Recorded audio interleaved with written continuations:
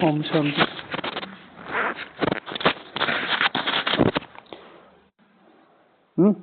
दो दिन में कितना बढ़ा? 1.5 घंटा। किस वजह से? एक और बेनिफिट भी हो गया है कि जैसे शाम की ड्यूटी 1 घंटा रहती है ना, हाँ, एक हफ्ता रहता है तो वो भी यूटिलाइज कर लिया। तो पता है किस चीज़ से हुआ? जब मुझे पता है कि अगला घंटा मुझे क्या करना है, ठीक है, वही इतनी बड़ी सेवा, इतनी सेवा के बाद आपने जो बताया, उसके बाद पूरा दिन कैसे जाता था और अब कैसे जाता है ना विशाल भैया? ठीक है। तो आज बाबा ने विशेष बोला था कि गीत कौन था? कौन आया मेरे मन के द्वारे। तो इस गाने पे हमें योग करना था और दूसरा क्या करना था? पॉइंट्स लिखने थे। कौन आया मेरे मन के द्वारे। हाँ, तो पहचानने की सेवा, ये भी एक सेवा है। भगवान को जानते हैं, पहचानते। बाबा कहता है मैं तुम्हारे साथ खेलता भी हूँ, मैं तुम्हारे साथ बात करता हूँ। ये तब का है कि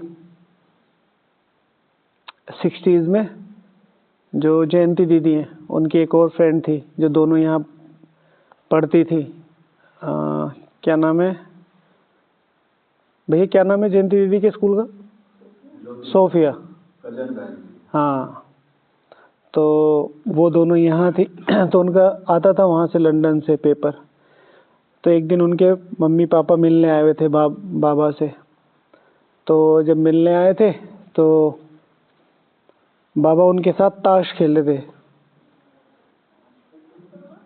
ताश खेलते थे, उनको पसंद होगा, बाबा तो उनके हिसाब से चलते थे, जो ऐसे बच्चे आते हैं वैसे। तो नीचे बैठ के खेल रहे थे। तो उन्होंने कोई पत्ता फेंका, तो बाबा ने कोई पत्ता फेंका, तो बाबा की विनिंग सिचुएशन हो गई। तो वो पत्ता थोड़ा ऐसे तेजी से फेंक गया। तो उन्होंने कहा ओ माय गॉड। तो बाबा ने पूरी की पूरी मुरली उस पर चला दी वहीं पर ही कि बच्चे ओ माय गॉड किसने कहा? तो उसने कहा मैंने कहा नहीं, तुम्हारी आत्मा ने कहा। तो कौन आया मेरे मन के द्वारे, माना तुम उनके साथ हो, लेकिन वो कौन है उसको तो जानो। ठीक है, किसी भी चीज़ की पहचान हो जाती है। हमने पहचान का एक नॉर्मल सा फॉर्मूला बना रखा है ना कि हम जा रहे हैं बस में, उस सड़क के उस तरफ, ठीक है, भैया ने बोला कि लड़ाई हो रही है, तो हम क्या कहेंगे कि भाई हाँ लड़ाई नहीं होनी चाहिए, आजकल तो जगह जगह लड़ाई है। फिर भैया ने कहा कि नहीं नहीं, कोई वाइट ड्रेस में है।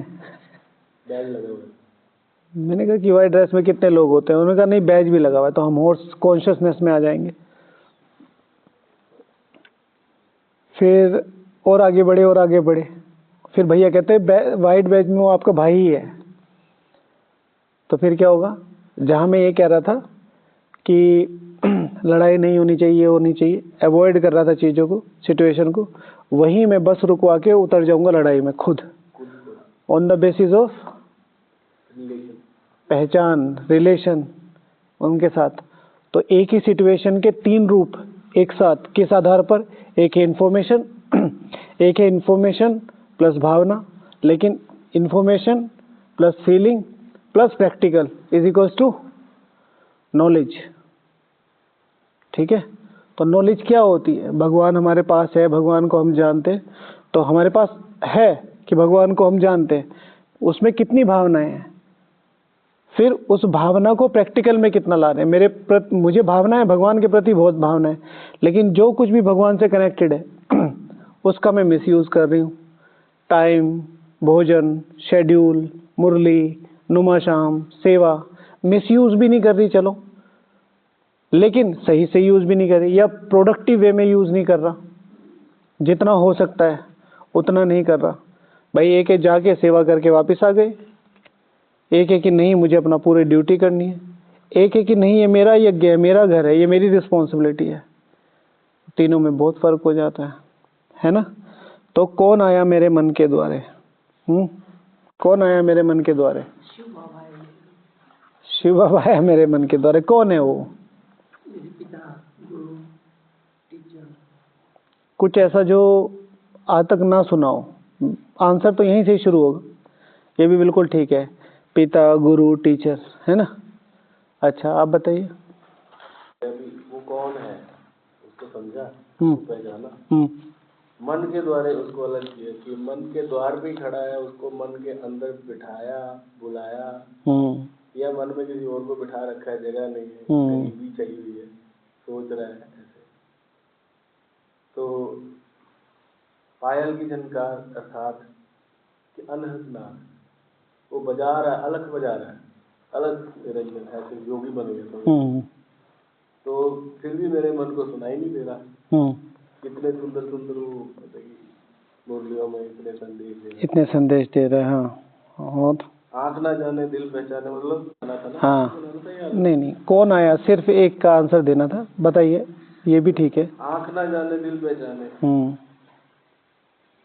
वहाँ ये मेरा ही है, लेकिन आँख देखते हुए भी ऐसे समझ नहीं आ रही, लेकिन दिल कह रहा है यही है।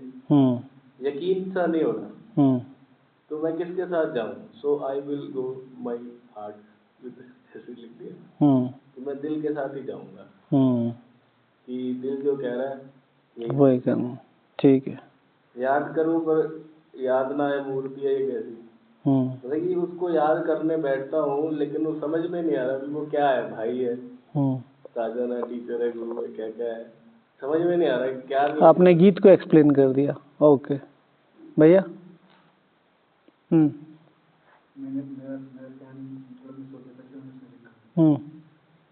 जो मुझे अपने दिल में बसा सकता है। तो दिल में तो कोई भी बसा सकता है आपको। नहीं, लेकिन कोई बताएगा तो उसका मतलब होगा ना। तो वो लिखा तो नहीं ना आपने। कौन आया मेरे मन के द्वारा? वो जिसको कभी भी मेरे से कोई स्वार्थ नहीं है। इस दुनिया में कोई भी रिलेशन है, ठीक है, एक मम्मी पापा को थोड़ा सा छोड़ दो, ठीक है, उसके अलावा हर रिलेशन स्वार्थ के ऊपर टिका हुआ है। थोड़ा सा कह लो, बहुत ज्यादा कह लो, 99.9% सारे रिलेशन ऐसी हैं। एक ये जो कौन आया मेरे मन के द्वारा, ये वो है जिसका कभी कोई स्वार्थ रहा ही नहीं है, जिसका कभी भी कोई स्वार्थ नहीं रहा। तुम मुझे याद करो, तुम मुझे रिटर्न दो, तुम मुझे कुछ दो, वो सिर्फ और सिर्फ मेरे हित की सोच रहा है। तो ऐसी हस्ती मेरे मन के आई है, तो ऐसे को पहचान के उसे क्यों ना, जैसे भैया ने बोला मन के द्वारे पे खड़ा है, क्यों ना उसको अंदर ले लिया जाए, ठीक है ना, क्यों ना उसे मन में बसा लिया जाए। ओके दूसरा, 7 रंग कौन कौन से भाई साहब? ठीक है, जिसने मेरे जीवन में 7 रंग भर दिए, मतलब आत्मा की सतो प्रधानता के 7 गुण, ठीक है ना। पूरी दुनिया में और किसी की ताकत नहीं है। लोग आत्मा को शांति दे सकते हैं, ठीक है, अल्पकाल के लिए सुख दे सकते हैं, पवित्रता भी दे सकते हैं, अच्छे संस्कार भी सिखा सकते हैं, लेकिन सारे कैसे हैं? अल्पकाल के लिए। अभी अभी ORC में बड़ा संत सम्मेलन हुआ, तो उसमें एक गुरुजी कह रहे थे कि मतलब सब कुछ देखा है, पूरे विश्व में घूमा हूं, ठीक है, पूरे विश्व में घूमा हूं, लेकिन जो धारणाओं की बात है, जो धारणाओं की बात है वो यहाँ पर है। तो उसके एल्गोरिथम होती है, आप कुछ क्लिक करते हो तो वैसे ही आता है। तो 2022 का एक एक्सपीरियंस यहाँ का शांतिवन के संत सम्मेलन का है। तो कह रहे कि जिससे भी मैं ये कह रहा हूँ आपने बहुत अच्छा काम किया है, तो वो एक ही शब्द बोल रहा है, कौन सा? बाबा करा रहा है। तो कह रहे कि ये मैंने कहीं नहीं देखा। लोग इस चीज के लिए पीछे मरते हैं कि भाई मैंने किया है, मेरी प्रेज हो रही है मुझे। यहाँ कह रहे हैं बाबा करा रहा है। और इतने बड़े बड़े वो प्रोग्राम चल रहे कि 25,000 का एक छोटी सी टीम खाना बना रही है। सोलार के पास गए, उधर गए, लेकिन कोई भी ये नहीं कह रहा कि हमें स्टेज पे बुलाओ। तो ऐसी धारणाएं भरने वाला सिर्फ कोई मनुष्य नहीं हो सकता है, राइट। तो कौन आया मेरे मन के द्वारे? जो दूसरा पॉइंट, जिसने मेरी जिंदगी में वो मेरी आत्मा की सतो प्रधानता भर दी। बाबा किसकी पुकार पे आया? मेरी पुकार पे आया, वो तो ठीक है, लेकिन ऐसा कौन सा कारण था? मेन ऐसा कौन सा कारण था? बाबा मुरलियों में लगभग रोज बताता है, किसको पता है? ऐसा कौन सा कारण था जिसकी वजह से बाबा, ऐसी मेरी वो कौन सी पुकार थी, मेरी आत्मा की वो कौन सी पुकार थी भक्ति मार्ग में, जिसके आधार पर भगवान को आना पड़ा? हे पतित पावन आओ। क्यों? उसमें क्या स्पेशलिटी है? तो उसको बहुत जगह बच्चा पतित को पावन बनाना। तो वो तो कोई भी बनेगा तो आएगा। स्पेशलिटी क्या है जो आपकी पुकार है? भाई मैं कह रहा हूँ कि आप इधर आओ, तो आप कहेंगे मैं बिजी हूँ, लेकिन मैंने बहुत पेन में पुकारा आपको, जैसे मुझे चोट लग गई हो, तो आप सीधे आओगे। बच्चा रोने लगता है तो माँ एकदम भागी हुई आती है। तो ऐसे मेरी आत्मा की कौन सी वो पुकार थी जिसके आधार पर भगवान आए? हाँ जी, भगवान के पास कौन जाता है, मन में दुख मेरे है का। तो ये तो सबका ही है दुख, जिसके पास भी दुख है वो भगवान को याद कर रहे हैं, लेकिन भगवान उन्हें नहीं मिल रहा। आप देखो दुनिया में कितना दुख है। भारत की स्थिति तो बहुत अच्छी है, सारे दुनिया में कितना कैओस है। क्यों एक पिता ही अपने बच्चे का क्या? तो सारे बच्चे हैं। शिव भगवान हुआ आज परसों की मुरली में, वास्तव में तो तुम एडॉप्टेड भी नहीं हो, मेरे तो तुम डायरेक्ट बच्चे हो। तो सबको बराबर वर्षा मिलना चाहिए ना। ऐसी कौन सी पुकार है जिसके आधार पर बाबा मेरे से मिलने आया? क्योंकि वो उनसे बहुत प्यार करते हैं। तो मतलब बाकी से प्यार नहीं करते तो ये तो पार्शियलिटी होगी। तो भगवान कैसे हो गया? हाँ नंबर, ये तो अब होगा ना, पिछली। तो ज्यादा सिकिले बच्चे है ना उनसे। हाँ क्यों आप सिकिले दे? हम लोग तो औरों का प्यार नहीं खींचता मतलब? हमें अपनी पावनता की प्यास थी, निस्वार्थ, वो किसी चीज मतलब वो नहीं मिल रही थी। ठीक है ना। बाबा जो मुख्य हमारी पुकार पे आया, जो सबसे मुख्य पॉइंट था वो था, हे पतित पावन आकर हमें पावन बनाओ। अब यही तो मैंने बताया, लेकिन एक्सप्लेन नहीं किया क्या स्पेशलिटी है इसमें। हाँ तो इसकी स्पेशलिटी क्या है? इसमें स्थूल चीजों की मांगनी थी, मेरी सर्वोच्चता की मांग थी पहली। दूसरी बात, ये एक ऐसा पॉइंट है जिसके आधार पर मैं नहीं, पूरे विश्व का कल्याण जुड़ा हुआ है। अगर मैं पावन हो गया तो विश्व की हर एक आत्मा को यहां से जाना ही पड़ेगा जब पावन आत्माएं धरती पर उतरेंगी। इसीलिए ये वो एक मुख्य पुकार है जिसके आधार पर भगवान को धरती पर आना पड़ा। और भी बहुत सारी हैं, ठीक है, लेकिन मुख्य वो वाली जो हम कहते हैं कि सुख दो, शांति दो, और जॉब लगा दो, और हमारे बच्चों को नौकरी लगवा दो, इन सब में नहीं आता। भगवान की जो दिशा होती है, भगवान की जो दृष्टि पड़ती है, जो बाबा भी कहते हैं नंबरवार की जो बात हुई, नंबरवार किस चीज में? लक्ष्य में, पावनता में। जिनकी बुद्धि में वो लक्ष्य क्लियर है कि आज मेरा पुरुषार्थ कैसा ही चल रहा है, आज मेरी स्थिति कैसी हो, लेकिन मैं उस सर्वोच्च लक्ष्य तक पहुंच कर रखूंगा। जो प्यासा है तो भगवान उसको ज्ञान जल पिला रहा है, राइट। अच्छा, और किसने लिखा है? मैं जो हूँ जैसी वैसे एक्सेप्टेड हूँ, उसको मेरे से कंप्लेन नहीं। मैं पूरा दुनिया की बातें उन्हें सुना दूँ, एक शब्द वो नहीं सुनाएगा। कौन आया मेरे मन के द्वारे? जिसने पूरे काल चक्र में, ठीक है, हम रिलेशंस को समझते रहे, रिलेशंस हमें समझते रहे, ना हम उनकी समझ में आए ना वो हमारे समझ में आए, अनटिल और अनलेस कोई स्वार्थ नहीं था, ठीक है। खास तौर से स्वर्ग में तो सब डिटैच्ड होते हैं, द्वापर और कलयुग में सब लोग क्या होते हैं, ये मेरा ये है, ये मेरा ये है, ये मेरा ये है, ठीक है। भगवान मेरी सारी कमी कमजोरियों को देखते हुए भी, सारी कमी कमजोरियों को जानते हुए भी सबसे मेरे करीब आके बैठा, ठीक है। वो जो मैं अंदर से हूँ, जैसे बाबा कहते तुम ही सबसे पतित थे, तुम ही सबसे पावन बने। अगर वो पतितता किसी बाहर वाले को पता चल जाए, वो वाली नहीं जो पिछली वाली, उसे छोड़ दो। आज ब्राह्मण बनने के बाद भी कितने कमजोर मेरे संकल्प हैं, या कई बार मेरा योग कैसा होता है, या कई बार किसी के प्रति मेरी भावनाएं कैसे होती हैं, या कई बार अपने अधिकारों या कुछ एक्स्ट्रा चीजों को पाने के लिए मेरी बुद्धि कितनी शार्प, जिसे बाहर की दुनिया में क्या कहते हैं, सेल्फलेस, कनिंग, सेल्फिशनेस, विकेड। तो वो सारी चीजें अगर किसी को पता चल जाए तो वो तो हमारे पास लगे भी ना।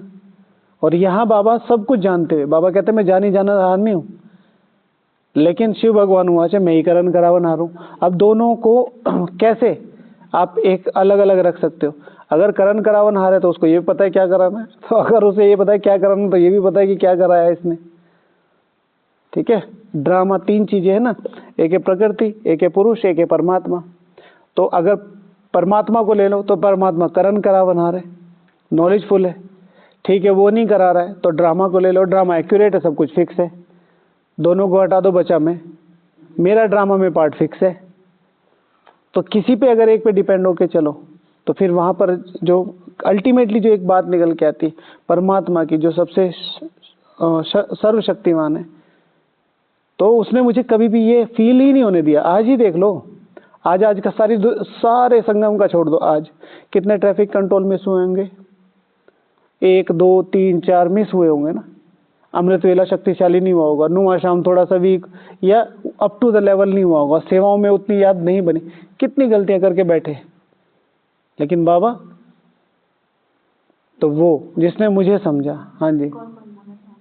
कि जब भी हम लौकिक में आते हैं तो बहुत सारी बातें होती है जिसमें लोग बोलते हैं ये गलत है, ये नहीं होना चाहिए, मतलब ये चीज नहीं होना करना, ये नहीं करना। लेकिन फिर एक चीज समझ में आता है कि सब कुछ गलत हो सकता है, लेकिन बाबा जो है वो सत्य है, और उसका प्यार, उसका स्नेह, उसकी पालना और उसका पढ़ाई वो सत्य है। तो कोई और चीज पे हो ना हो, वो तो कम से कम सत्य है, तो उसके भरोसे हम रहेंगे तो हम कभी भी सत्य नहीं होंगे। ठीक है ना। किसी ने कुछ पूछा था शांति में, किसी ने कि अगर कल को आपको पता चले कि शिव बाबा है नहीं तो फिर क्या होगा, तो उन्होंने कहा था कि चलो मान लो कि नहीं है, लेकिन हमने अपना जीवन तो श्रेष्ठ बना लिया। हाँ, किसी ने प्रश्न किया था, जैसे दीदी ने बोला कि भाई सारी चीजें छोड़ दो, एक चीज तो मैं तो हमेशा यही बोलता हूँ कि तुम कोई भी डिसीजन ले रहे हो अपनी लाइफ का, अगर तुम उसको बाबा की साइड लेके ले रहे हो तो कल को तुम कहीं ना कहीं तुम्हारे पास बाबा रूम रोने के लिए है। लेकिन अगर तुम दूसरी लाइफ का डिसीजन ले रहे हो, कोई भी नहीं है, कोई भी नहीं है, घर वाले नहीं रखते अपने, कितने एग्जाम्पल्स हैं और सबने सुने होंगे, तो नॉर्मल सी बात है। घर वाले कहते थे कि नहीं बेटी उधर ही जाओ, हाँ पति का घर ही सब कुछ होता है, लाश निकलती है, ये निकलती है, हमने इतनी मुश्किल से अपना सर दर्द भेजा था, तुम फिर वापिस आ गई। अब कहने का भाव ये होता है, कह तो नहीं पाते, लेकिन भगवान, ठीक है ना, शिव भगवान हुआ अभी 2-3 दिन पहले कि भाई गया और फिर बाबा का ट्रेटर बना, फिर वापस आया, तो बाबा क्या करेगा, चलो बच्चे और मेहनत करो, अभी भी नंबर ले सकते हो। ठीक है, तो ये किसका भाव है, कौन आया मेरे मन के द्वारे, वो जो क्षमा का सागर है।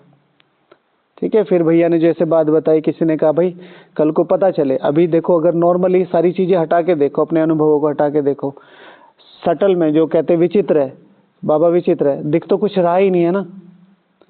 हम अपने निश्चय के बल पे भगवान को कंसिडर कर रहे हैं कि भगवान आए हुए हैं, और फिर उसे अनुभव या योग की शक्ति से समझा जा सकता है। लॉजिकल माइंड उसको समझ नहीं सकता। तो किसी ने कहा भाई नहीं, कल को पता चले कि शिव बाबा नहीं है, क्या हो फिर। ठीक है, तो मेरा पहला आंसर तो यही आया था, जैसे भैया ने कहा ना, भाई अल्टीमेटली हमने अपना जीवन ही सुधारा है ना, हमने किसी को दुख तो नहीं दिया, हम अपनी लाइफ अपने कर्म अपनी बातें सुधार ही रहे ना, कुछ गड़बड़ तो नहीं हुई कि भाई इधर आके हमने कुछ गलत सीख लिया हो या वो अच्छा ही है ना, तो फिर भी वो प्रकृति को सपोर्ट ही करेगा, है ना। आंसर ही नहीं है। और एक और बात आती है कि बहुत बार जब लोग हम लोगों से बात करते हैं ये क्यों किया, ये क्यों किया, तो मेरे मतलब इस गाने के आधार से भी हमको ये क्यों लगता है, स्पिरिचुअलिटी लॉजिकल हो ही नहीं सकता। आप अगर इलॉजिकल हो तभी आप स्पिरिचुअल हो, समझ आइए। स्पिरिचुअलिटी का सिंपल सा मीनिंग है कि वहां पर खोज करना जहां कुछ है नहीं। जैसे शिव भगवान वाच, परसों की शिव भगवान वाच कहेंगे या ब्रह्मा बाबा वाच कहेंगे, जो तीसरा चौथा संदेश था, कर्म भोग की और कर्म योग की लड़ाई वाला। तो बाबा ने क्या कहा कि पहले कर्म भोग की और कर्म योग की लड़ाई हो रही थी, फिर धीरे धीरे कर्म योग ने कर्म भोग पे विजय प्राप्त की, और फिर अंत में एक स्थिति ऐसी आई कि मैं कहाँ खड़ा हो गया, शून्य पे, शून्य पे। ठीक है, ये वाली स्थिति फिर अगले ही नहीं, उससे अगले में 7वें और 8वें में, कल जो बोला दीदी ने, अशरीरी स्थिति के आधार पर पूरे विश्व का चक्कर 1 सेकंड में लगा सकते हैं। ये भी बात सुनने की है। अब इसे लॉजिकल माइंड से देखो।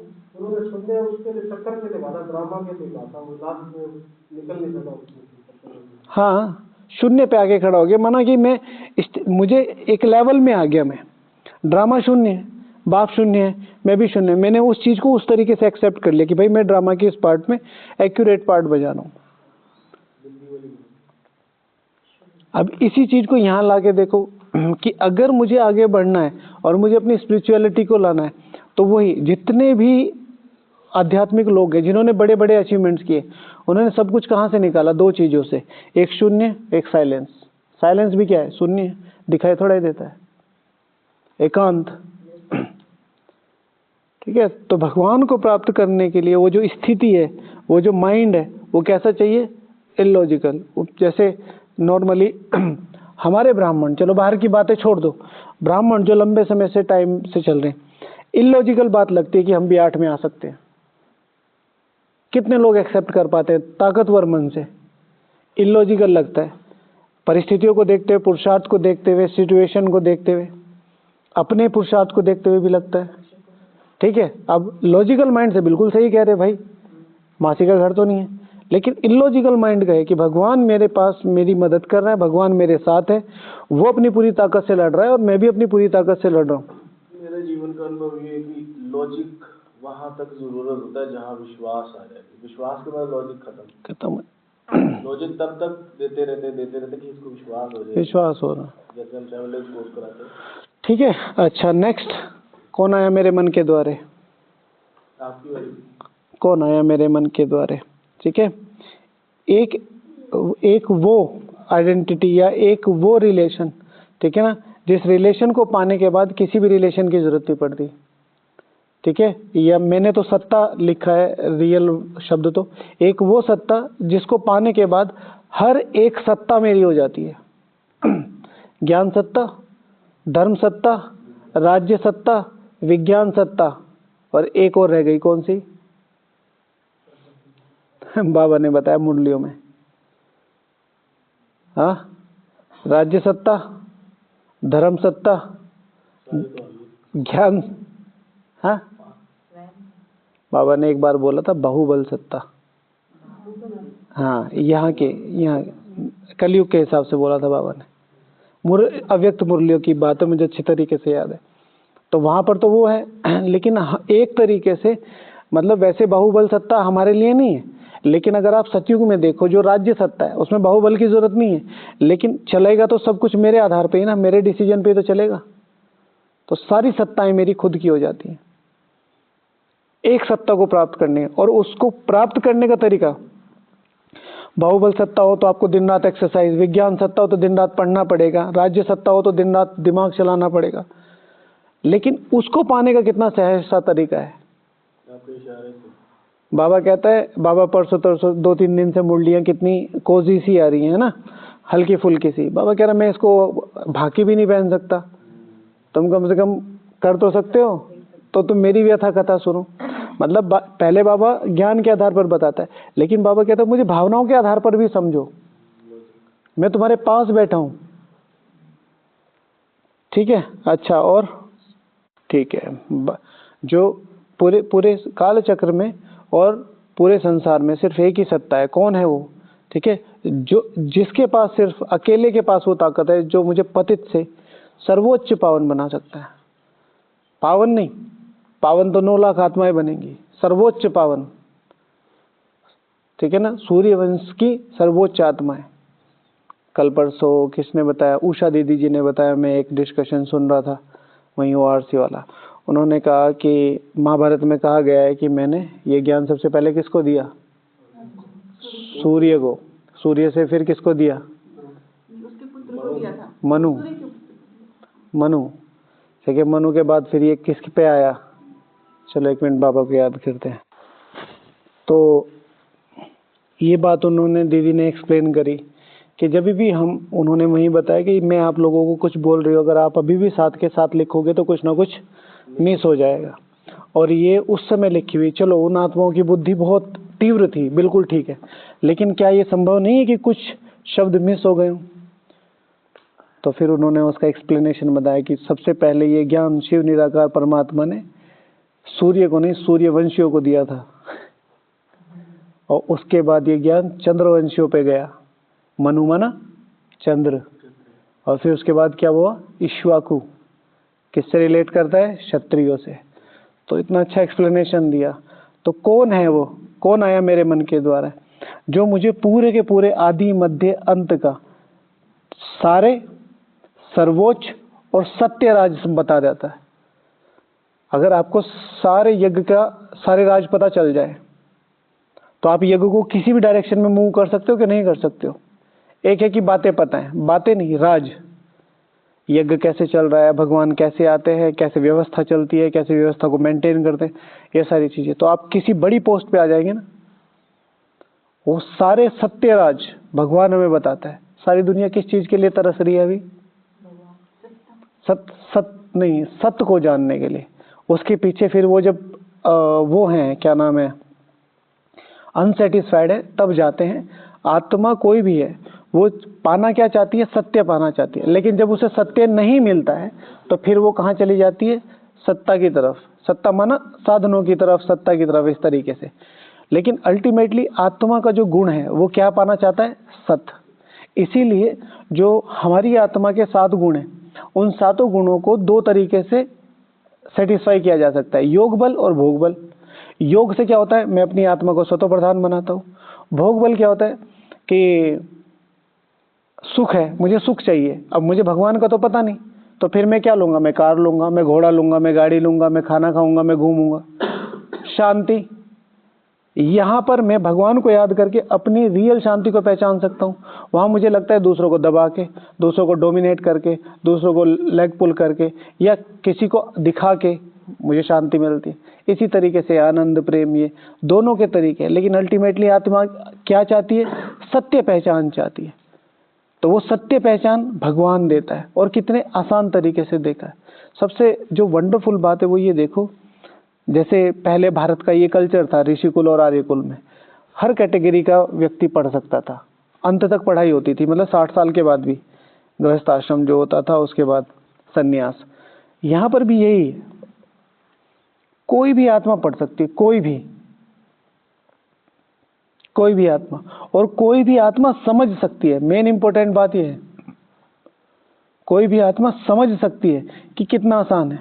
बाबा कहते हैं बुढ़िया हैं, अनपढ़ है, कितना आसान है। दादी प्रकाश मणि किसी ने पूछा था कि भिखारी भी उसको भी कोर्स करा सकते हैं। हाँ, तो जब बाबा सबसे ज्यादा जो हमारा नजरिया किसी खराब होता है या लो लेवल का होता है, वो किसके प्रति होता है? गणिकाओं के प्रति, ठीक है ना। वो कह रहे हैं उनको भी, अहिल्याओं के प्रति। तो अब बाबा ने एग्जाम्पल क्रिएट किए हैं। दादी जानकी जी की जो कजन सिस्टर थी, ठीक है, अहिल्या माना पत्थर बुद्धि, पत्थर बुद्धि माना ना समझ माना कम समझने वाली, हाफ माइंडेड थी वो।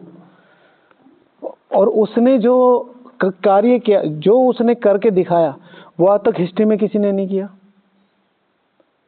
एक अकेली आत्मा है जिसका बाद में, शरीर छोड़ने के बाद में, गंदा बाबा ने साफ किया। दादी जानकी कहती बाबा मैं साफ करती हूँ, बाबा कह रहे नहीं, इसका सब कुछ मैं ही हूं ना। एक अकेली आत्मा है जो सिर्फ पूरे यज्ञ में बाबा का झूठा खाती थी, नहीं तो नहीं खाती थी। अगर बाबा झूठा नहीं छोड़ता था ना थाली में, खाना नहीं खाती थी। बाबा उसकी वजह से ज्यादा खाना लेता था। एक अकेली आत्मा है जिसको बाबा ने कंधा दिया है, मम्मा को भी कंधा नहीं दिया। ठीक है, कजन सिस्टर। तो पहले उसकी शादी होगी, फिर बहुत सारी चीजें, कांग्रेस में गई, फिर किसी ने छोड़ दिया। आपने देखा नहीं, कई माताएं बहनें घूमती रहती हैं, एक्टिव होती हैं पर थोड़ी सी खिसकी हुई होती हैं ऐसी। फिर बाबा ने उसको यहाँ बुलाया, फिर बाबा ने उसको 2-4 चीजें सिखाई। बहुत सारे लोग हैं। अर्जुन दादा की बात आपने सुनी होगी, एक है बेंगलोर वाले, वो नहीं, एक है यहाँ पर, वो हाफ माइंडेड थे, सब लोग डरते थे, डंडा लेके कहीं भी घुमा देते थे। बाबा ने लकड़ी की बंदूक दी और दरवाजे पे बिठा दिया। सारा माउंट जानता था कि भाई ये पागल आदमी है, कोई कभी भी घुमा देगा। और बाबा ने कहा था बच्चे जब तक मैं ना कहूँ ना तब तक किसी को कुछ कहना नहीं। अब बाबा ने इतना प्यार दिया, चुपचाप बैठा है ऐसे। अच्छा, अगर ऐसे पागल को कोई सीरियस बैठे देखे तो उसे और डर लगे। तो जो अपने अंदर के थे उनको सबको पता था, जो अनजान थे वो आसपास आते ही नहीं थे। तो अब देखो, ऐसी आत्माओं को इस लेवल की पालना देके कहाँ का वारिस बना दिया? स्वर्ग के वर्षे का।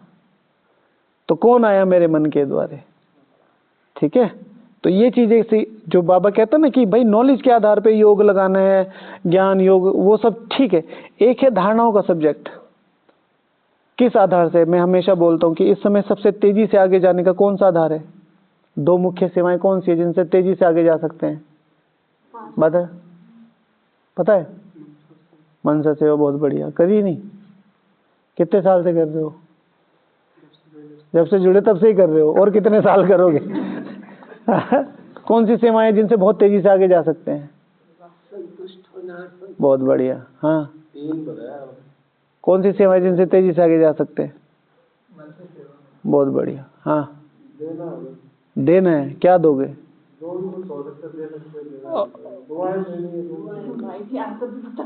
जीवन से व्यवहार से। और बताओ भैया।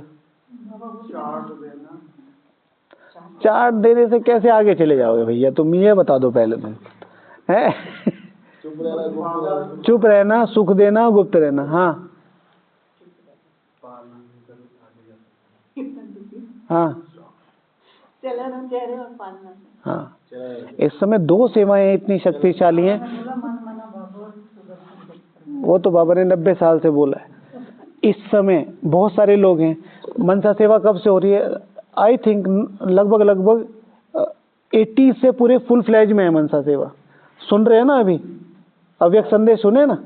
इनमें आना शुरू हो गया। कब से चल रही है? एक ऐसी सेवा जो अभी, जिसकी वजह से हम बहुत तेजी से आगे जा सकते हैं और कम समय लगेगा, वो है आत्माओं को पालना देना, और दूसरा चलन। कोई ऐसी फेस फिगर हम सामने लाके ये कि भाई इनके जैसा, ब्रह्मा बाबा के बाद अगर प्रैक्टिकल एग्जाम्पल देखना हो तो ये देखो। पुरुषार्थ में हम कह सकते हैं ये अच्छा पुरुषार्थी, ये कम पुरुषार्थी, लेकिन वो जो धारणाएं जीवन में थी, पालना के आधार पर, बोल के आधार पर, चलन के आधार पर, व्यवहार के आधार पर, और बहुत सारी चीजें। मनसा सेवा तो पालना नहीं आता है दीदी। मनसा सेवा पालना का एक रूप है। अब आप मेरे पास हो, आप आए कि भैया 2 रोटी दे दो, मैं भूखी हूँ। मैं कहूँगा नहीं, मैं आपकी मनसा सेवा करूँगा, आप जाओ। चलेगा? फिजिकल। अब ये भी पालना का एक आधार है। तो किस आत्मा को क्या चाहिए? हमारी सबसे बड़ी प्रॉब्लम यही तो हो रही है ब्रह्मा कुमारों की। सब यही सोच रहे, ये भूखा है मनसा सेवा है, ये प्यासा है मनसा सेवा, ये अज्ञानी है मनसा सेवा, ये ज्ञानी है इसको भी मनसा सेवा। अरे भाई उसको पूछ लो, उसको सिर्फ 2 शब्द चाहिए। उसके बाद उसको 2 शब्द चाहिए, आप ठीक हैं, पानी पिएंगे, और वो संपूर्ण है, उसे कुछ नहीं चाहिए। ठीक है? नॉर्मली जो इन्फॉर्मेशन है, जो प्रैक्टिकल नहीं बन पा रहा है, जो मेरे व्यवहार में आना चाहिए था कि ये आत्मा भी मेरा भाई है, ये भी, और यहाँ तक सब मेरे सगे हैं। ये मेरे सेंटर का है, ये मेरी विंग का है, ये मेरे सेवा में था, ये मेरे एरिया का है, ये मेरे चाचा का लड़का है, ये मेरे ताऊ का लड़का। कैटेगराइज। जो भगवान का जो सबसे बड़ी ताकत है जो भगवान की, वो क्या है? समभाव। ठीक है, चलो पूरा करते हैं। ओम शांति, कल मिलेंगे।